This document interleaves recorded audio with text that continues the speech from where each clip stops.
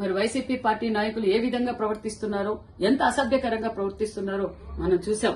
5 సంవత్సరాల్లో వారు అధికారంలో ఉన్నప్పుడు మహిళలు ఏ విధంగా అసభ్యకరంగా మాట్లాడారో చూసాం. యువతను ఏ విధంగా అసభ్యకరంగా మాట్లాడారో చేశారు. మరి మేధావులను ఏ విధంగా అవమానపరిచారో చూసాం. అమరావతి రైతులను ఏ విధంగా అవమానపరిచారో చూసాం. ప్రజలందరూ ఇది చూసే జగన్మోహన్ రెడ్డి గారికి 11 సీట్లకే పరిమితం చేసి బుద్ధి చెప్పారు. మరి ఇంకా వీళ్లలో మార్పు రాక ఇంకా ప్రజల్లోనూ మరి రోజు రోజుకి దిగజారి చిల్లర రాజకీయాలు చేస్తూ అసభ్యకరంగా మాట్లాడుతున్నారంటే మరి రాంబాబు గారికి మేము తెలియజేసేది ఒకటే, రాంబాబు గారు మీరు మీ అధినేత రాష్ట్ర ప్రజలందరికీ క్షమాపణ చెప్పాలి. ఈ రోజు మీరు అసభ్యకరంగా మాట్లాడారు.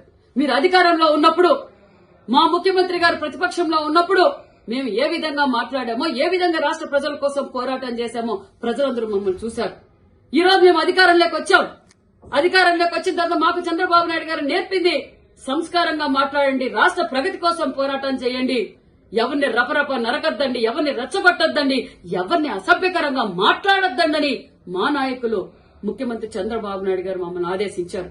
మేము చూస్తూ ఉన్నామనుకుంటున్నారేమో, చట్టం తన పంతం చేస్తుంది.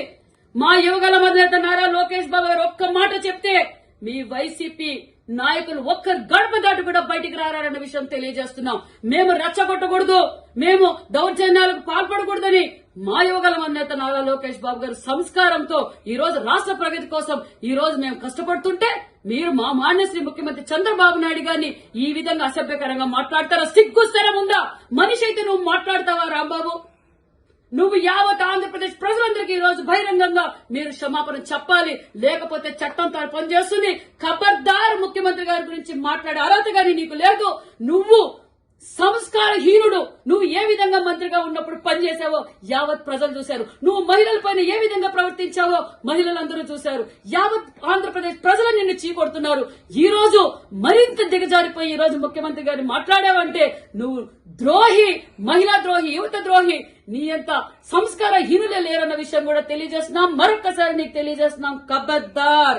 మా యువగల అధినేత అనుకుంటే ఒక్క అడుగు కూడా నువ్వు బయటకు పెట్టలేవు. మేము నీకు సంస్కారవంతులం. మేము మీ అధినేత మీకు అది నేర్పలేదు. ఈ రోజు మా చంద్రబాబు నాయుడు గారు మమ్మల్ని అభివృద్ధి ధ్యేయంగా పనిచేయండి, ప్రజల కోసం పనిచేయండి అని చెప్తున్నారు. మేము రెచ్చపోతే ఒక్క గంట కూడా మీరు తట్టుకోలేరన్న విషయం కూడా మీకు తెలియజేస్తున్నాం.